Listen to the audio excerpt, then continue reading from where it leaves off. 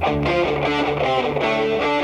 programa de radio hecho por jóvenes. Fernando Cortés, conductor, a cargo del análisis legislativo y derecho comparado.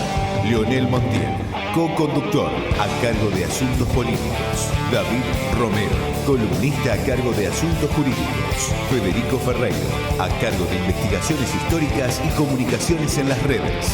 Desde ahora en FM Plural 103.9 comienza Patria Matancera. ¿Por qué temerle tanto a un programa que él mismo dio a luz? Un segundero de Mesías no propone adorar a su Dios, de crear un programa cargado la cruz. Muy buenas noches a todos, bienvenidos a una nueva edición de Patria Matancera. Fernando Cortés es mi nombre, nos volvemos a encontrar como cada noche de viernes a las 22 horas en la sintonía de FM Plural 103.9. Me acompaña como siempre Leonel Montiel. Buenas noches, Leonel. Muy buenas noches a todos. Bueno, bienvenido, Leonel. En breve estará llegando nuestro tercer componente, David.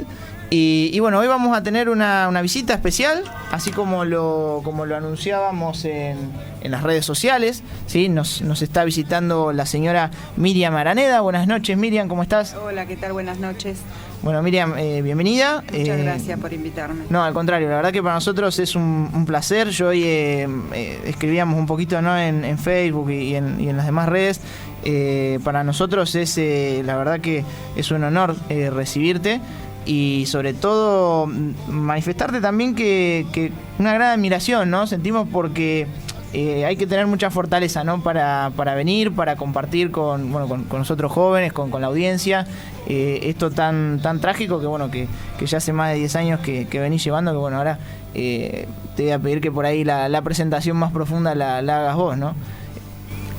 Bueno, sí, la verdad que son 10 años que venimos pateando, ¿no? Como quien dice, a lo criollo, venimos pateando las calles, pateando tribunales, junto con los otros padres, no dejamos la lucha nunca, todos los 30, así llueva o nosotros estemos demasiado mal, estamos presentes en lo que es el santuario de Once, donde nuestros hijos, nosotros creemos que es un lugar muy, muy sagrado para nosotros, ¿no? Ese lugar donde nuestros hijos fueron felices, entraron a un lugar con mucha felicidad y con mucha expectativa, ¿no? De ir a ver un show y que lamentablemente terminaron muertos en ese mismo lugar.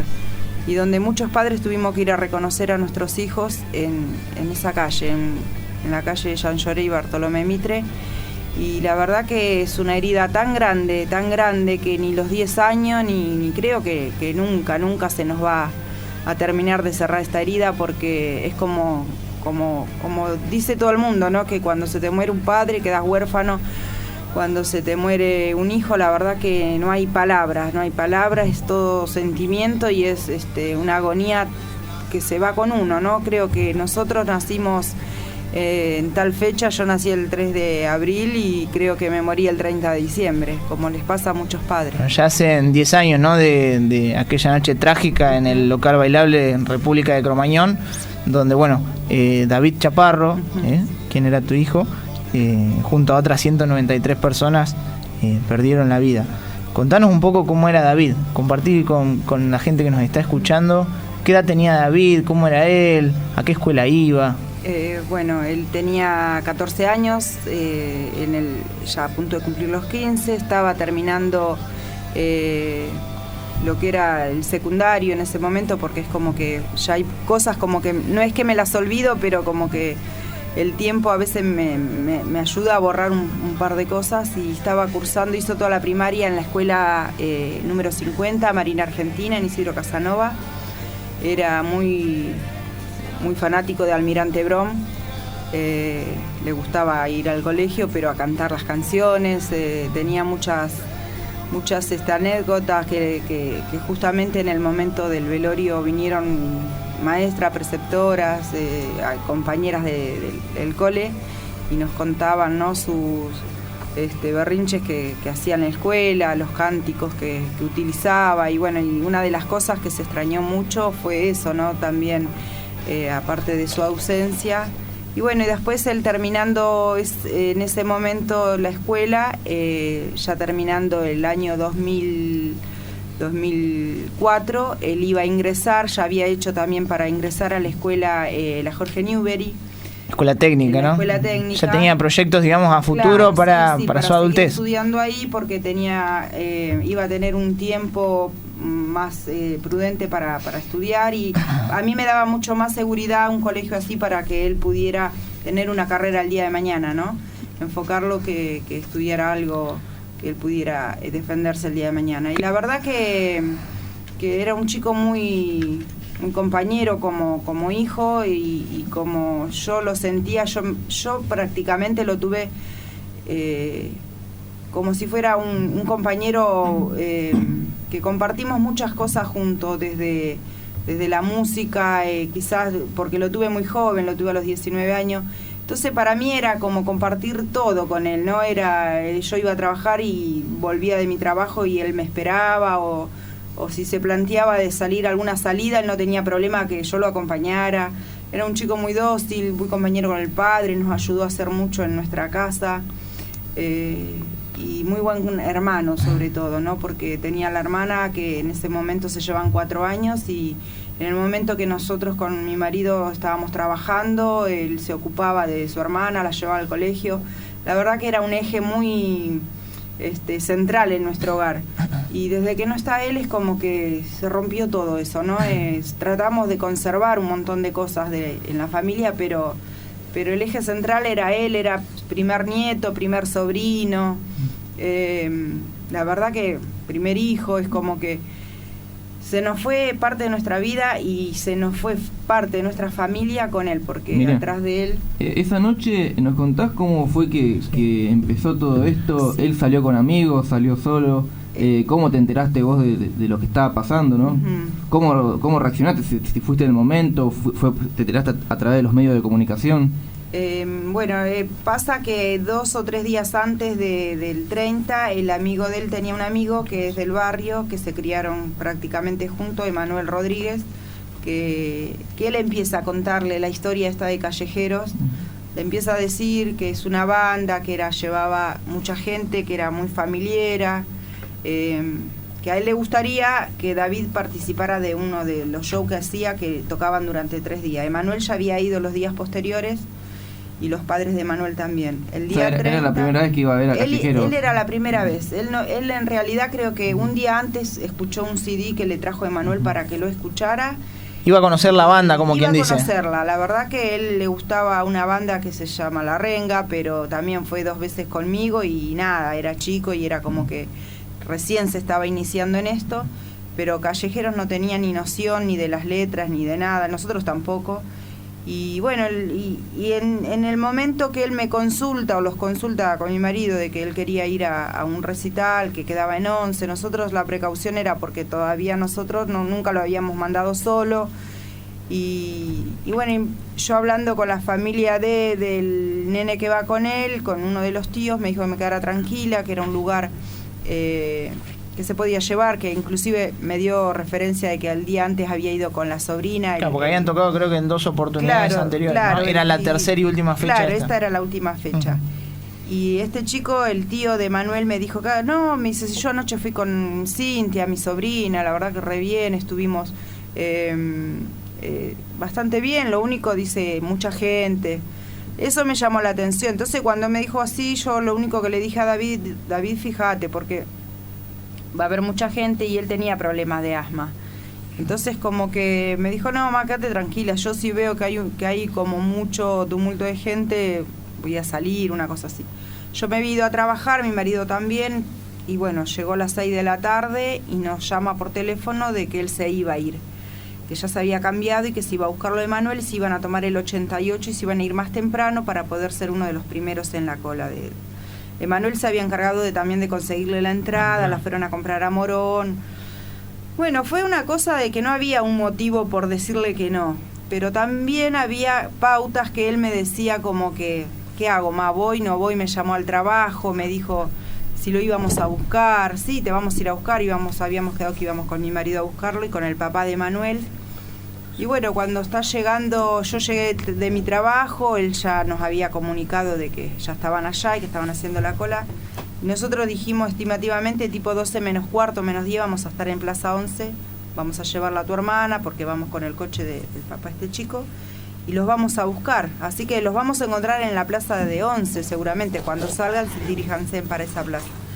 Y la verdad que cuando yo estaba preparando cosas, pues yo el otro día trabajaba, para dejar comida para el otro día porque iba a ser año nuevo y empecé a sentir algo, ¿no? Algo dentro mío, como que algo que me tenía que apurar, como una cosa rarísima. Entonces le dije a mi marido, apurémonos porque ya va a ser la hora y me hace falta todavía. Digo, bueno, adelantémonos, vayamos nosotros a buscarlo a papá de Manuel para encontrarnos. Y cuando estábamos saliendo, agarramos 2 cuadras, agarramos Edison, vemos que viene el coche, pero muy rápido el papá de Manuel, y para y frena el coche delante de nosotros y nos dice, me dice, flaca, dice, suban rápido, dice, porque Manuel me llamó del boliche donde están, que se está prendiendo fuego y que no lo encuentran a David. Entonces yo pensé que era una cargada, por lo que él nunca había salido y que a mí siempre me daba miedo. A mí me daba miedo hasta que vaya a la cancha con el padre. Siempre fue la gran pelea de ir a lugares con mucha gente. Entonces, bueno, yo le dije, Julio, le digo, vos me estás mintiendo, me estás cargando. No, ¿cómo te voy a mentir? La veo a mi amiga, que es la esposa de Julio, como llorando. Entonces ya ahí ves como que también me empecé a desesperar y le dije, pero ¿cómo que se prendió fuego y no lo encuentras? Y se fueron con él, ¿cómo no lo cuidaron? Y empecé a preguntar cosas que la verdad que incoherentemente. Miriam, contanos cómo fue inmediatamente cuando llegan al lugar. Sí. Sí, y los momentos posteriores, es decir, los momentos, digamos, más sí. emocionantes. Bajar del coche, ya. Inclusive una vez que llegamos a cerca de Plaza 11, que está ahí un coto cerca de la plaza, ya estaba todo vallado, cortado, ruido. ¿Qué hora serían aproximadamente? Y serían, no sé... El incendio fue tipo 23:45, sí. Esto más o menos, ponele 12:10 de la noche, 12:15 fue. Y bueno, bajamos y empezamos a caminar porque ya la policía no te dejaba avanzar. Te decían que no podías entrar por la calle Bartolomé Mitre, sino por atrás, por Jean Lloré. Y era todo una locura de gente llamando a los hijos, todo el mundo de una manera especial diciendo los nombres, cada padre o cada chico que no podía sacar a su novia, a su hermana, y los llamaban y eran voces que se escuchaban y después llantos y después esas alegrías de que se encontraban. Y después en muchos lugares encontramos en las plazas, en las bocas de los subtes, chicos desmayados, chicos fallecidos, y todos con el síntoma de vomitar cosas negras o estar todo negro, chicos en posición fetal ya muertos, y la verdad que era un caos porque vos no sabías a dónde dirigirte, porque vos querías encontrar a tu hijo, pero también querías ayudar a los que vos veías que estaban mal. Entonces vos parabas a las ambulancias no tenían el oxígeno, y si tenían el oxígeno no tenían las máscaras. Entonces vos mirabas cada cara y cada cara te parecía que era la de tu hijo, y como estaban todos negros y todos desnudos porque salían sin ropa, entonces mi marido cuando llegamos pudo pasar una valla, no había contención ni psicológica ni policial, no había una valla humana que te dijera acá no pasa. Entonces mi marido se entró, como entraron muchos chicos, y empezó a sacar chicos. ¿Entró adentro del boliche? Sí, sacó más o menos alrededor de 12 personas. Y a toda esta, yo estaba digamos, él fue sacando a medida que encontraba algo, él lo sacaba. Se les prendían de las piernas y de los pantalones. Él se le salió con heridas muy cortantes de vidrios, porque había vidrio, agua, botellas que se rompieron. Y cada persona que se le prendía, él trataba de ponérsela al hombro, y él me decía, yo me daba cuenta cuando estaban vivos, cuando estaban muertos, por si me vomitaban y me caía algo caliente, todavía como que había forma de revivirlo. Pero cuando lo ponía y me quedaba como una bolsa, yo ya me daba cuenta que estaba muerto. Y cuando los daba vueltas se fijaba si era mi hijo, porque adentro estaba todo oscuro, era una nebulosa negra del humo del monóxido de carbono. Bueno, hasta que empezaron a sacar los cuerpos, después la policía, los bomberos empezaron a entrar a sacarlos a ellos mismos, porque ya ellos se estaban descomponiendo, la gente que estaba ayudando. Y la verdad que se quedó él hasta el día de hoy. Él siempre dice que él no se perdona no haberlo encontrado a David, porque nunca lo pudimos encontrar ahí adentro. Ahora lo particular es que seguramente tu marido salvó muchas vidas. Sí. Él siempre dice, ¿no? que de eso no se arrepiente, pero él siempre le quedó eso de haber querido encontrarlo a David. Pero jamás hubiese podido distinguir, digamos, dentro de esa nebulosa que había del monstruo. No, es de más, carbono. yo siempre le digo que también podía haberse quedado él también, como le pasó a mucha gente que quiso entrar. Tenemos un muchacho que era bombero, Jorge Girard, que él entró y la verdad que entró a rescatar, que era rescatista y se quedó ahí adentro. Miren, hablemos sobre los momentos posteriores, ¿no? Recién diagramamos, graficamos un poco la escena de los hechos, cómo se procedió, cuál era el contexto. ¿Hubo algún tipo de contacto por parte del Estado con los familiares de las víctimas en los días, digamos, más inmediatos posteriores al 30 de diciembre? En el momento que surge todo esto, vinieron un grupo de desarrollo social, del Ministerio de Desarrollo Social. De la ciudad de Buenos Aires, ¿no? Sí, a ver cómo conformábamos la familia, qué necesidades teníamos, que en ese momento estábamos, imagínate, quizás fue un 5 de enero que vinieron. Cuando decís vinieron, decís nos llamaron, vinieron a nuestra casa. No, vinieron a nuestra casa. Ajá. Creo que constataron el domicilio de los familiares de Matanza, por lo menos lo que yo contactamos. Que vos también. vivís, no sé si lo dijimos al aire, ¿vivís en el barrio? En el barrio San José, entre San José y San Carlos, porque en ese momento estábamos así que... Bien, corazón de Isidro Casanova. Sí. Y bueno, nos dijeron que ellos venían a verificar cómo estábamos los familiares y qué necesidades teníamos.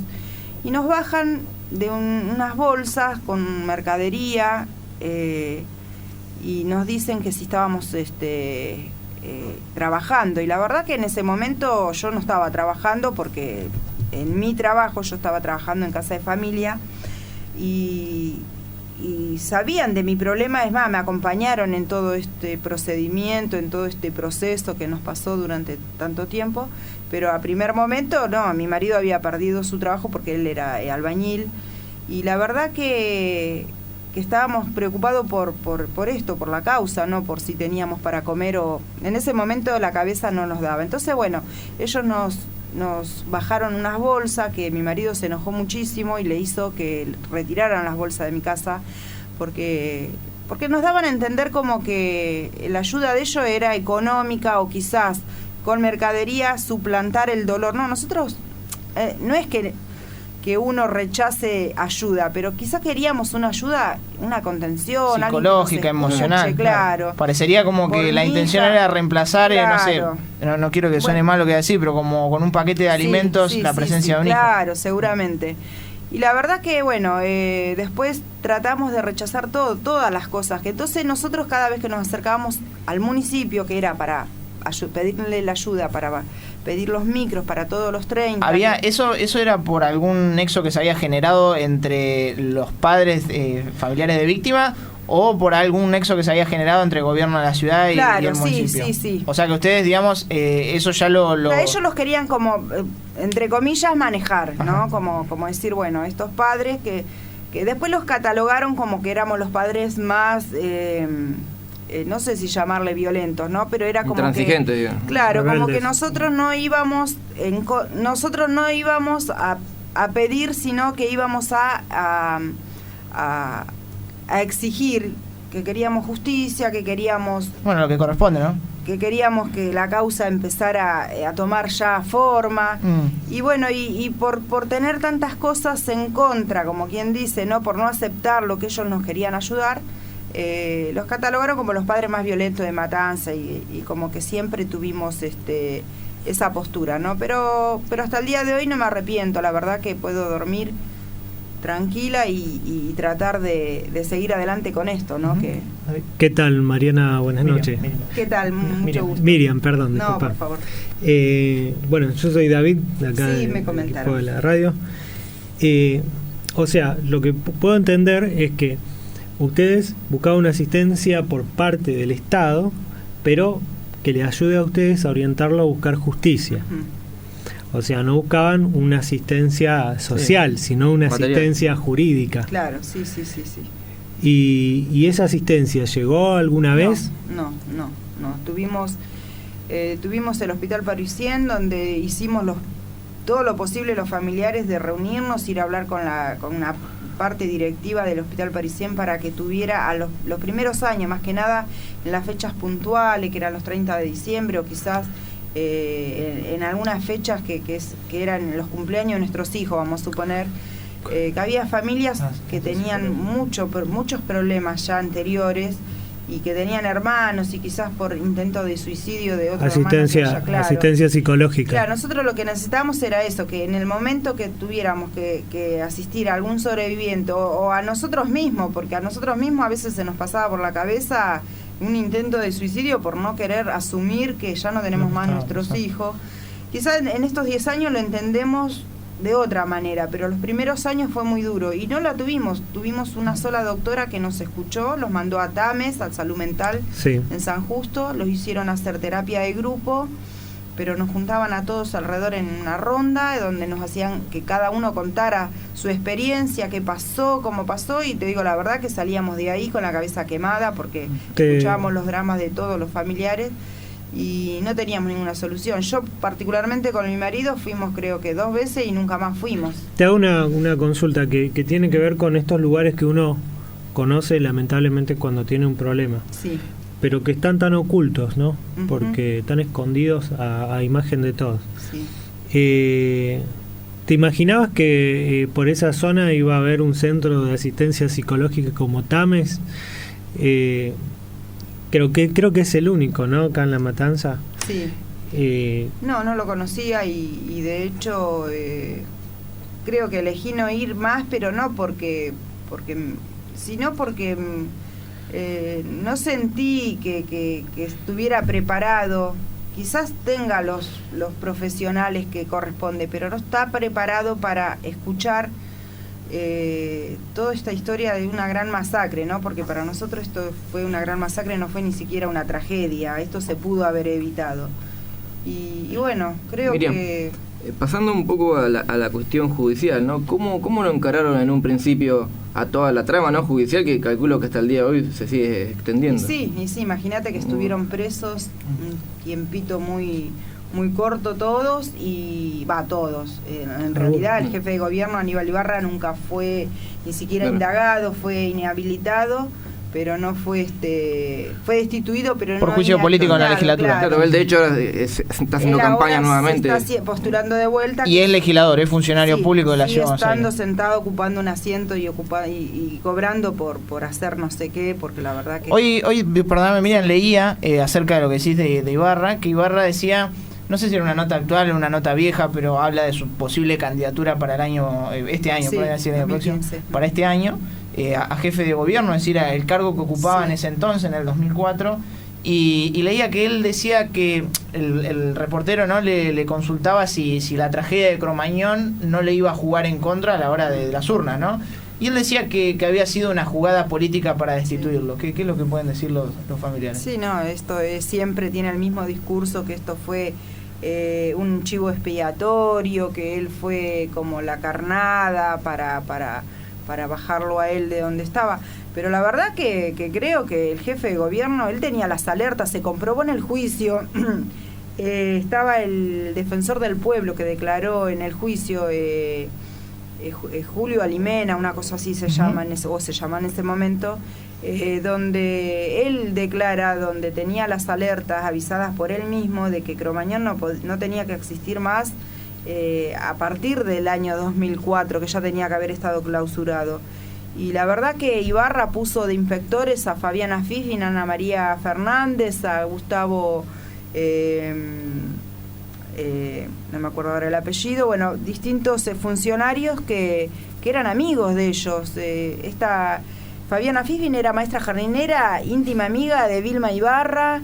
Claro. Y todo así, todo por amiguismo. Claro, o sea, ponían funcionarios que no estaban capacitados para el cargo únicamente por ser amigos o conocidos. Cosas que en la política hoy nos tienen acostumbrados. Sí, seguramente. ¿No? Y bueno, y esto hizo que la irresponsabilidad de ellos, junto con lo de los bomberos, policías, la banda, el grupo callejero y el manager, junto a Villarreal y Omar Chabán, y toda esta gente que hicieron este gran Cromañón para que estallara, en algún momento iba a pasar, porque en el juicio se comprobó de que no era la primera vez que pasaba. Ya habían habido alertas de que se había incendiado y que lo pudieron apagar y que se pudo llegar a controlar en ese momento, pero porque el mismo público tiraba agua en el techo, porque el mismo público empezó, pero las puertas de emergencia estaban tapiadas, estaban cerradas. Vos te das cuenta que en las imágenes que nosotros pasamos o que tenemos, pasan las imágenes de las manos de los chicos como queriendo raspar la puerta, la pared, como queriendo que se abra algo. Quedaron sus manos marcadas y atrás de ese lugar que decía salida de emergencia había rejas, y de esas rejas atadas con candado y alambre. Miriam, ¿sabes? Quiero preguntarte sobre algo que todos estos años mucha gente lo criticó, se discutió, se debatió, que es Callejeros, ¿no?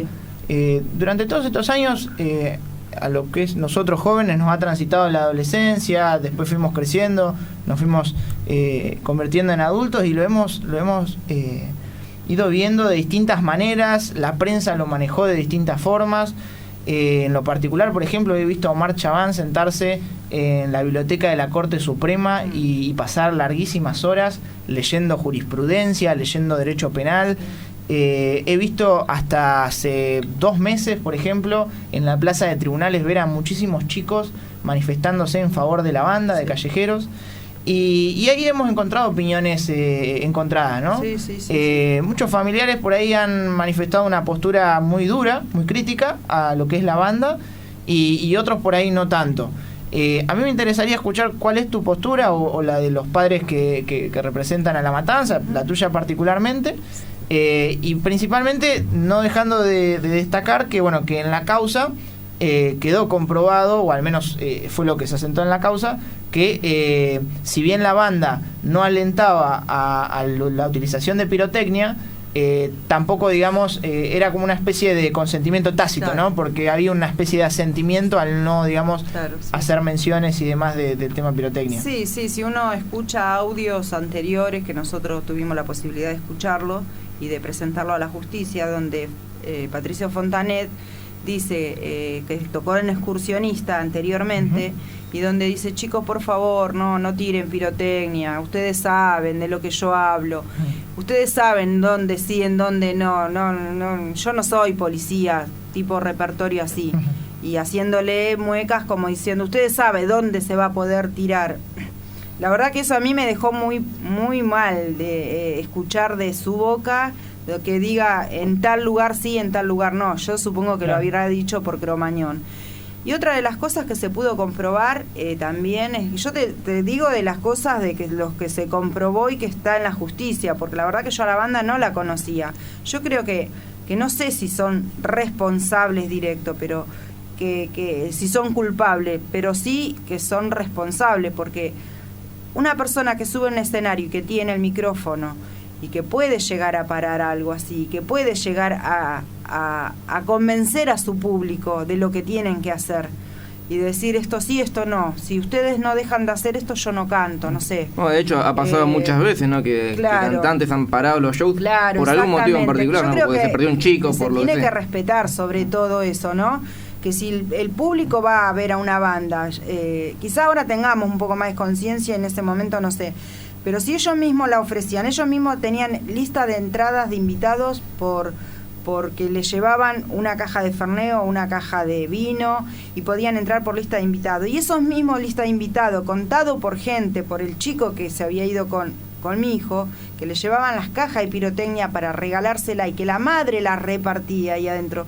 Eso fue peor escuchar todavía. Encima, no solamente que la madre la repartía, ustedes acuérdense de la imagen que nos hizo la madre cuando los jueces los absuelven. Sí, me acuerdo. De arriba, ¿no? Claro, como diciendo, acá está, tomen. Entonces, para nosotros, más cosas para... Yo la verdad estoy totalmente en contra de que los hayan liberado, estoy totalmente en desacuerdo con estos 3 jueces que decidieron esto, y ya el día 13 de marzo ya estamos organizándonos a partir de este 30 de enero, que tenemos la primera marcha, de poder convocar y para poder ver qué se hace en tribunales, ¿no? Porque el 13 de marzo es el día que supuestamente van a tener que decidir o van a tener que plantear estos jueces nuevos qué va a pasar, si estos van a quedar con la misma condena o vuelven presos, ¿no? Creemos que tienen que volver presos, los padres que realmente creemos que son responsables. Para mí son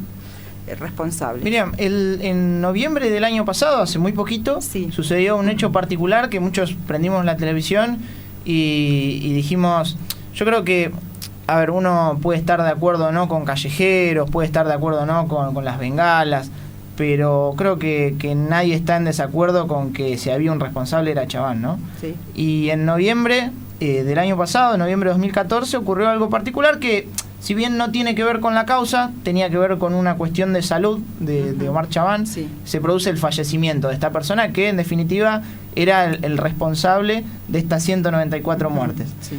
¿Cómo vivieron los familiares ese acontecimiento? Y ese día nosotros estábamos justamente haciendo un simposio de tragedias evitables que se llevó a cabo durante 3 días en la legislatura de porteña. Y ahí estábamos, que lo estaba conduciendo Nacho Girón, y que es el periodista Canal 11, y él nos comunica. Nosotros estábamos en plena actividad con gente de X, de los papás de Brasil que también vinieron a participar de esta actividad, y con otros casos de impunidad. Y la verdad que en ese momento, bueno, fue una, no sé si una gran sorpresa, pero a mí por lo menos no me causó alegría. Me causó mucha tristeza, pero ¿sabes por qué? Porque nosotros siempre decimos, ¿no?, que nuestros hijos no tuvieron oportunidad ni de decirnos quizás, despedirse de nosotros, ni siquiera de haber tenido una cama, haber tenido una atención médica, ni siquiera de poder haber tenido un oxígeno para poder respirar un poquito mejor sus últimos respiros, ¿no? Él tuvo todo, tuvo una cama, tuvo el Hospital Santoyani a disposición de él, tuvo un buen, no sé si un buen abogado, pero un buen abogado que le cobraba bien y que le llevó la causa.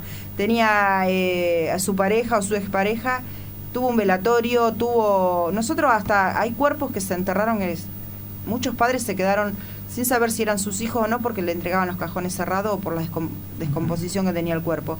Y la verdad que todos esos privilegios él lo tuvo adentro de la cárcel y fuera de la cárcel, estando enfermo y estando dentro de la cárcel. Y el privilegio, sobre todo, que hay muchas personas presas con cáncer o con HIV o con problemas patológicos y que no tienen la misma oportunidad que tuvo él. Así que para mí se fue una persona que no dejó nada en la tierra, no tuvo ni siquiera la humildad de decir yo me arrepiento ante estas víctimas que tuvieron a cargo de un lugar donde yo lo gerenciaba, ¿no? Miriam, ¿sintieron que se hizo justicia? No. ¿Con Chaván? No.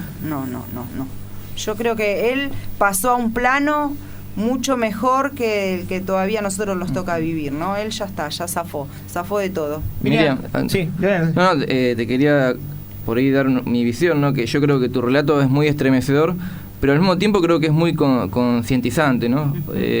Sobre todo cuando contaste que el día que falleció Chaván usted está en una actividad, ¿no?, que justamente tiende a compartir experiencias desgraciadas y negativas, ¿no?, para la familia, pero que quizás es la única forma de que estas cosas no se repitan. Desgraciadamente en nuestro país es así, quizás en otros países no. Nosotros justamente conformamos ahora otra ONG, una asociación civil hace muy poquito, hace 2 meses, que se llama Argentina República de Cromañón 30 al 1204. ¿Por qué Argentina República de Cromañón? Porque creemos que la Argentina es una gran República de Cromañón, que cada cosa que pasa todo lo asocian con Cromañón. Si hay una pérdida de gas en un colegio, lo que pasó en el tren de Once, tragedias que se pueden evitar, o tragedias o masacres, ¿no? Porque en realidad esto... Esa ONG, Miriam, la representan padres de distintos puntos de Rafael Castillo, de Ramos Mejía. Siempre de La Matanza. De La Matanza, somos de La Matanza. Porque en La Matanza es eso, nos falta que nos escuchen, nos falta que nos den una mano, nos falta que nos den la iniciativa para nosotros abrirnos un poco más y poder llevar todo lo que hacemos, porque inclusive hacemos charlas en las escuelas.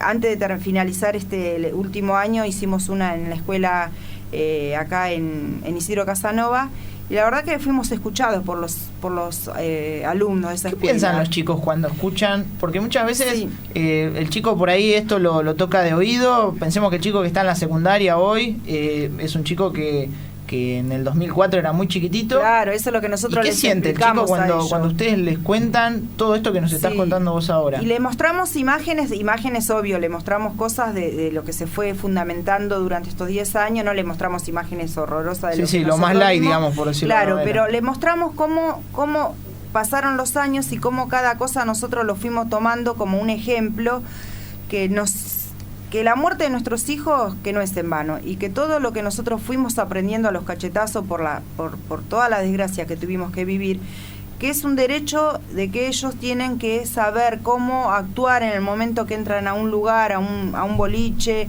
o entrar a un establecimiento donde el Estado tendría que cuidar de esos lugares y donde ellos tienen que saber los derechos que tienen que ser respetados. Pero sobre todo ellos te atacan mucho quizás al principio por el tema, como hablabas hace un rato, de la banda, ¿no? Que ellos a nosotros nos preguntan, porque lo que hacemos nosotros con las distintas mamás que vamos es darle lápiz y papel y de poner que ellos nos expresen su pregunta y nosotros le respondemos lo que ellos nos pregunten. Y muchas de las preguntas era eso, ¿por qué nosotros responsabilizábamos a la banda? Si la banda en realidad había perdido también familiares y cosas así, como que son cositas que le van quedando de lo que va pasando en la tele, ¿no? Como que ellos se victimizan diciendo que también perdieron familiares. ¿Y por qué nosotros seguimos en esto si ya nuestros hijos no van a volver y cosas así? Entonces ahí mismo empezamos a entablar respuesta donde le decimos, está bien, sabemos que nuestros hijos no van a volver, pero no queremos que pase de vuelta con otra generación, porque uno va viendo que hay muchas muertes jóvenes, ¿no? Desde ir a un chico, vamos a suponer el caso de este chico que murió en Viejas Locas, Rubén Carballo, el caso del chico que fue a La Renga, porque también son casos que son puntuales, fue un caso, pero si lo juntamos todos son millones de chicos que mueren durante... ¿Y cuántos casos más que deben ocurrir? Que no nos enteramos. Y la verdad que a nosotros los hace muy bien poder difundir cosas y poder contar de que esto, si no los unimos y que si no nosotros no tenemos repercusión y somos el disquito de todo el tiempo de que se tienen que cuidar, que tienen que hacer esto, que tienen que hacer el otro, que tienen que avisar a sus familiares a dónde van, que tienen que tener por lo menos en memoria un celular donde avisar tal cosa, qué número tiene que ser para llamar a una emergencia.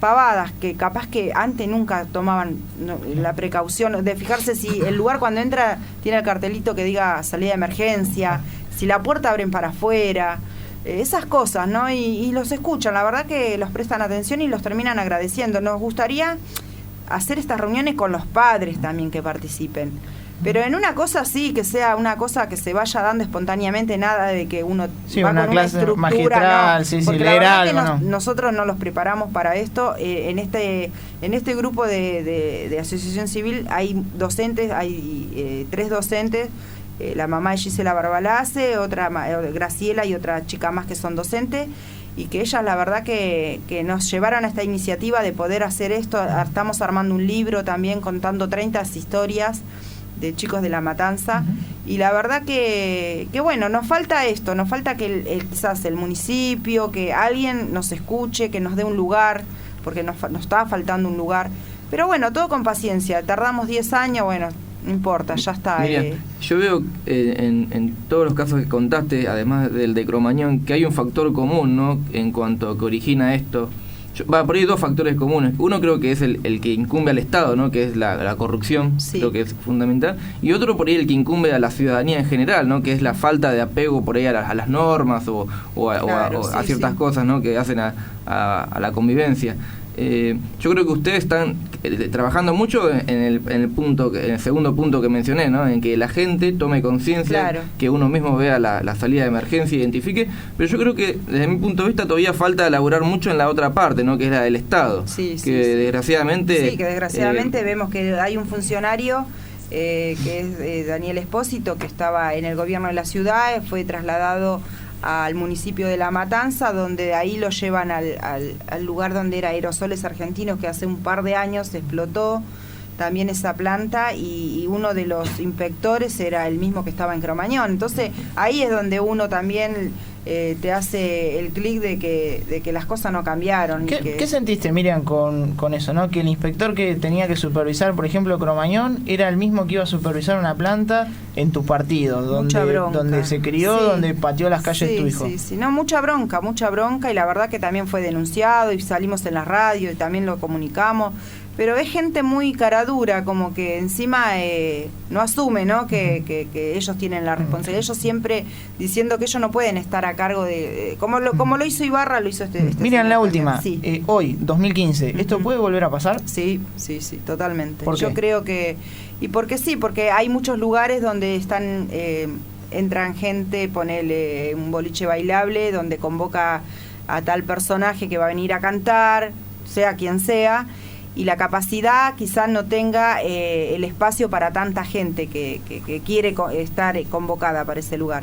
Y después por el tema de las drogas y por el tema de consumir, y que los jóvenes cada vez se hacen la previa mucho más temprano, y que no hay un consentimiento de nada, de que los patobicas los entran y no importa si tenés 15, 16 años, no importa si adentro hay menores o hay mayores y el lugar es para menores. Lo importante es que consuman, ¿no? En definitiva. Exactamente, yo creo que acá el poder y la política y no estamos, la verdad, que para nada preparado acá en La Matanza si llega a pasar un Cromañón. La verdad que no tenemos ni los hospitales preparados.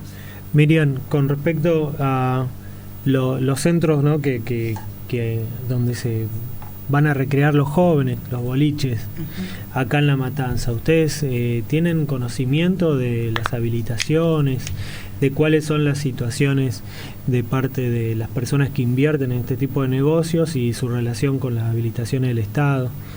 La verdad que al principio nosotros sí habíamos tomado como carta en el asunto con los inspectores, donde nosotros le exigíamos que ellos tenían que verificar los lugares, que qué lugar era con material inífugo que tendría que tener el boliche. Uno de ellos era Jessy Jen, después estaba el establo en González Catán, estaba lo que era Mambo. Fueron lugares que se fueron cerrando, se fueron cambiando de nombre, y después de Cromañón vimos volquete por todos lados, todo el mundo cambiando puerta, todo el mundo poniendo matafuego, pero después fue disminuyendo todo eso. Ahora estamos volviendo a ver todo esto, y en ese momento a nosotros nos ofrecieron que el grupo de padres que quisiéramos ir a controlar los boliches podíamos hacerlo después de las 12 de la noche, yendo en una tráfico con los inspectores. Entonces para nosotros, para mí sobre todo, con mi cabeza que no la tenía para ir a inspeccionar nada, no tengo la capacidad.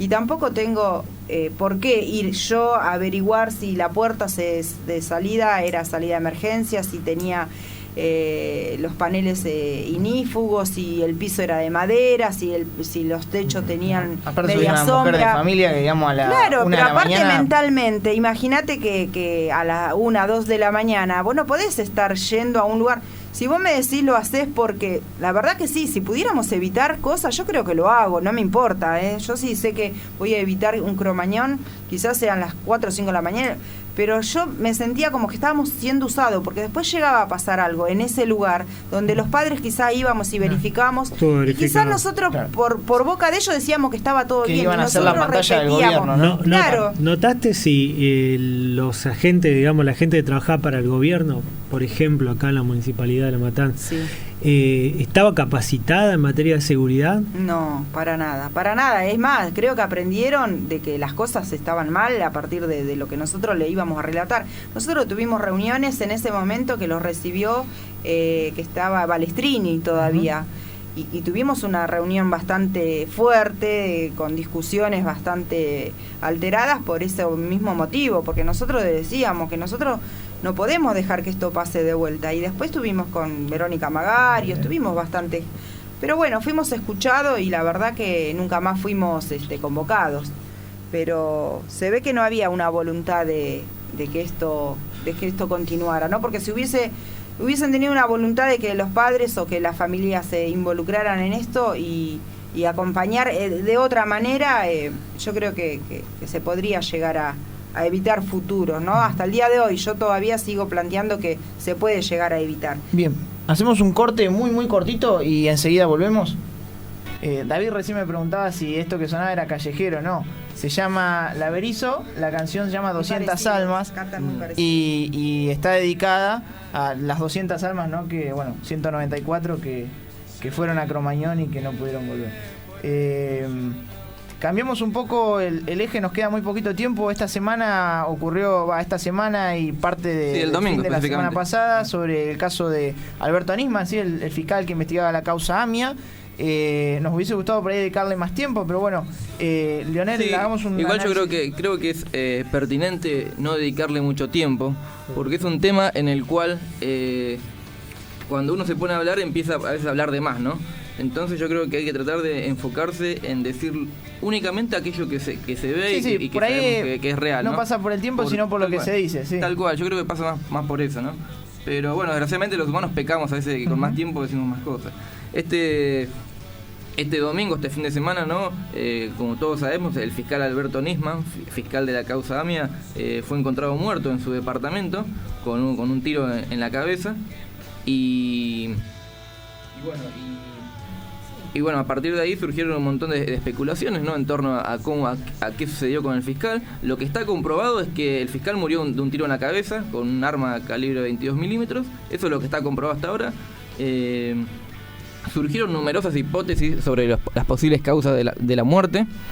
Pero en ese tipo de cosas no vamos a ahondar nosotros, porque no creemos que no nos corresponde, es una tarea de la justicia, ya que el impacto que tiene el fallecimiento de este fiscal y mucho más las causas que pueden haber originado la muerte de este fiscal tienen o pueden tener una repercusión política muy grande en nuestro país, ¿no? La importancia del fiscal, de la muerte del fiscal, no está basada únicamente en lo que es el fallecimiento de la persona, ¿no? Ya que desgraciadamente todos los días muere mucha gente y no a todas se le da el margen de importancia que se le ha dado al fiscal Alberto Nisman. La importancia que ha surgido, que ha dado la muerte de este fiscal, es que él había denunciado a la presidenta de la Nación apenas 4 días antes por el encubrimiento de acusados iraníes en la causa AMIA. Denunció tanto a la presidenta de la Nación como a otros dirigentes del oficialismo, ¿no? Como Luis Delía, Andrés Larroque y el canciller Héctor Timerman. Y bueno, el hecho de que el fiscal hubiese fallecido a los pocos días generó numerosas especulaciones que, como dijimos, han caldeado el ambiente político, el ambiente mediático y también el ambiente social en nuestro país. El fiscal había vuelto hace poquito a nuestro país, ¿no? Apenas el 12 de enero y bueno, y fue el 18 de enero que fue encontrado muerto. No quiero ahondar más, a no ser que quieran aportar para que algo en torno a dar una tal cual. breve y pequeña opinión. David, por favor. Bueno, yo creo que es un hecho bastante relevante a nivel mundial. Acá se juegan, voy a hablar políticamente, ¿no? Porque las cuestiones de la causa hay muy poco, ¿no? Que dio negativo en los rastros de deflagración de pólvora. Está el tema del cerrajero, que dijo que la puerta de servicios se podía haber abierto, estaba sin cerrar desde adentro, como se había hecho en un primer momento. El tema de los custodios, ¿no? Que procedieron no de acuerdo como tendrían que ser custodios, pero sí hay que tener las dudas de su ex mujer, las dudas de todos nosotros, porque el hombre estuvo hablando hasta el sábado. Consta en documentación que ya está, con sus allegados, con periodistas, con gente que le estaba bancando la parada, y que no creo que no se trata de buenos y malos, ¿no? Como se suele dividir hoy en día todo en la Argentina, que estamos viendo cada vez un poco más intolerante. Me parece a mí que la cuestión, yo estuve leyendo bastante de la denuncia de Nisman. Me parece que tiene mucha investigación, pero poco sustento en cuanto a lo jurídico, quizás.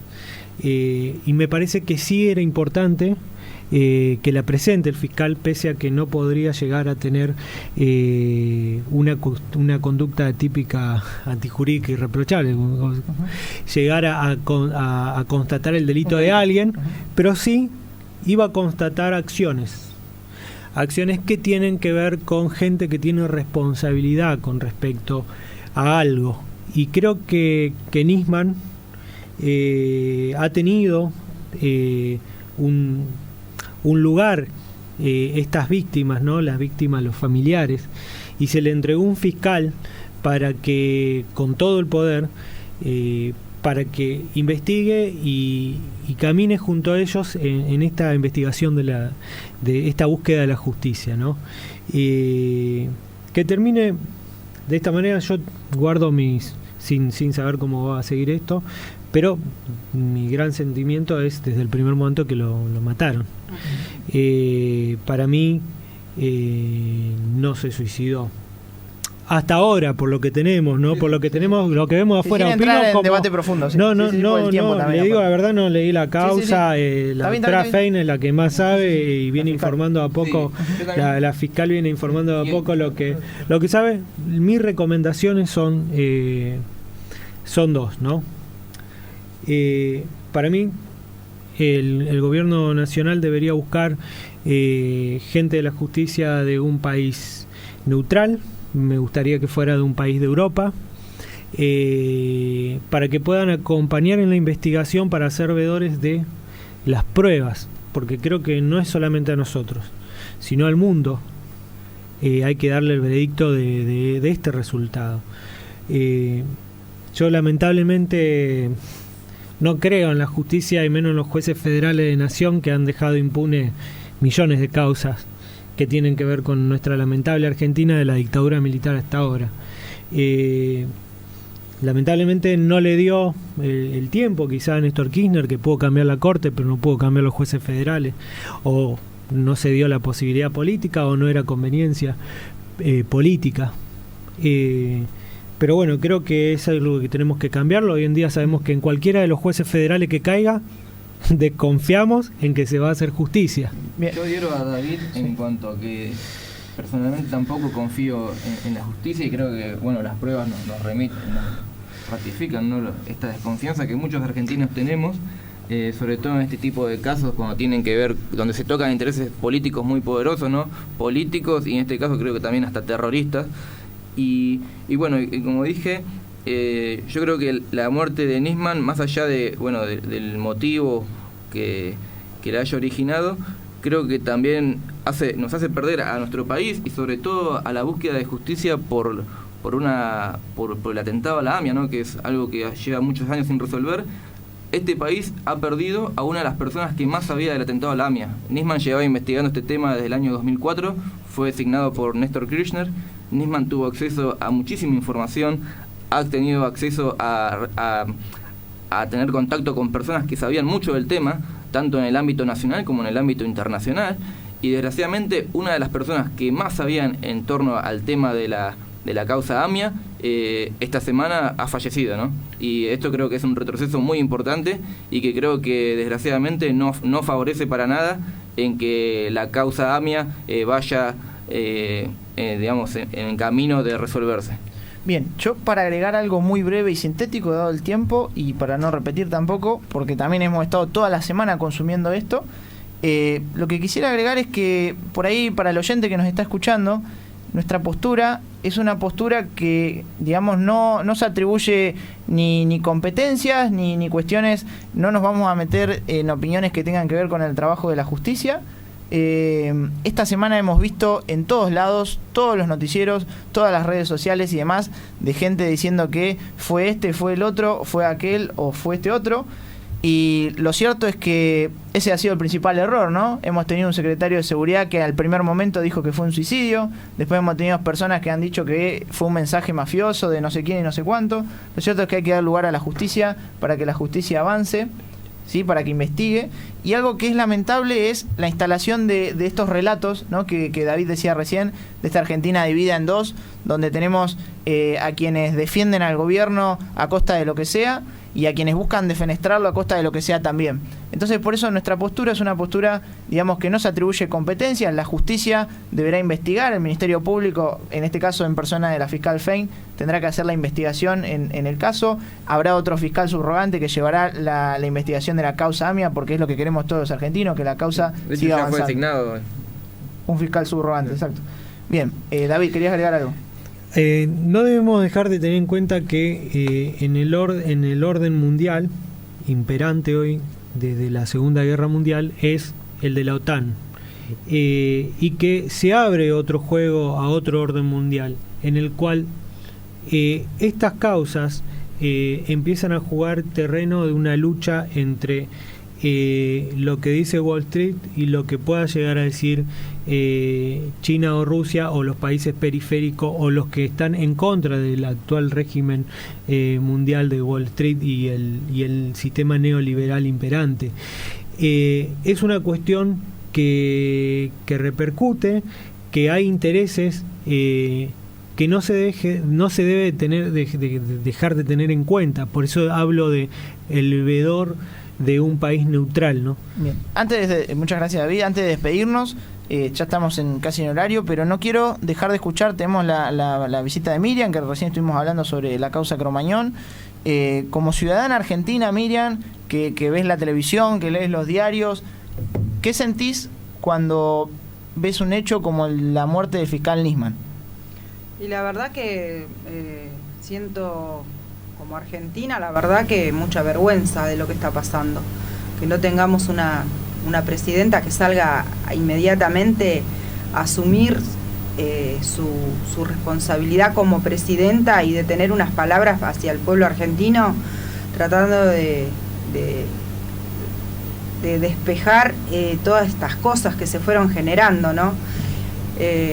Quizás también me da mucho dolor de saber de que hay un cuerpo, porque la verdad que una persona que fue quizás asesinada o que está fallecida, que no tenga todavía la dignidad de poder ser velados por sus familiares, de poder reencontrarse en esos últimos momentos, despedirlo, y que su hija, ya que es un fiscal que dejó parte de sus vacaciones con su hija tan chica y toda una trama que la verdad que yo me pongo en el lugar de esa chica, de esa hija, y de pensar de que el manoseo que hay con todo esto y lo que va a seguir seguramente transitando todo esto, la verdad que es una Argentina que no vamos para adelante, vamos para atrás en todo sentido. Y como persona, para que esto, ¿cómo podemos hacerlo la gente común para que esto no siga? Yo creo que es pedirle el derecho de que nosotros tenemos que, el día que se presenten estos CD, que se sepa, que salga a la luz todas estas pruebas que este fiscal tenía, que esto que pueda ser público, sea en un canal de televisión, que sea una cosa que todo el mundo pueda tener acceso a escuchar, sí, ¿no? A poder controlar, ¿no? Claro, porque yo creo que los ojos de todos podemos llegar a controlar, no solamente de un grupo opositor o un grupo que está a favor, que puedan llegar a... Creo que esto tiene que ser así, muy abiertamente, y que la verdad que, no sé, me duele mucho de que todavía no pueda recibir su sepultura, porque ya la verdad que bastante estarán pasando sus familiares, ¿no? Me pongo en el lugar de ellos, como que tal vez la parte humana es por ahí la que está más olvidada, ¿no? Claro, es como que se habla de la causa, de la AMIA, de los papeles, de las otra escuchas, de las cosas es eso, que y hay un cuerpo, ¿no? Un hombre, una mujer, una hay hija. muchas víctimas que fallecieron hace un montón de años por esto que él iba a presentar, y bueno, la verdad que son todas muertes que son injustas, muy injustas, pero que hay un país, hay una presidenta y hay gente que tendría que ejercer la justicia de otra manera. Bien, muertes injustas, como también lo fueron las de Cromañón. Agradecerles, chicos, como siempre, David, Leonel, estamos en horario. Agradecerte, Miriam, que te hayas acercado, como te dije al principio. Cuando te contacté por teléfono, la verdad que te manifestaste con la mejor voluntad de venir. Sabemos que no es fácil venir 10 de la noche, has venido sola, no digo que estamos cerca, pero tampoco estamos lejos, y has transitado hasta acá. Te agradecemos la fortaleza que tenés para poder compartir con toda la audiencia, ¿no? Todo este trabajo que ustedes vienen desarrollando, que lo impulsa el dolor, ¿no? Sí, seguro. Que también no queremos dejar de decirles que sigan adelante, que tengan fuerza. es nuestro deseo que se haga justicia, así como también lo decíamos en este otro caso del fiscal que veníamos hablando recién. Como te conté también, conocí a tu hijo, no fuimos compañeros de aula, pero él iba a una división y yo iba a la otra, fuimos a la misma escuela pública. Sí. Era una persona por aquel entonces, y seguramente fue así también el resto de sus años, muy buena, muy compañero, compartíamos clase de deporte y demás. Así que bueno, alentarlos que sigan adelante y no abandonen la lucha nunca, ¿sí? No, por favor, muchas gracias a ustedes. Gracias a ustedes, Miriam. Muchas gracias Miriam, Leonel, David. Gracias. Los esperamos entonces el próximo viernes a las 22 horas por FM Plural 103.9. Muy buenas noches a todos.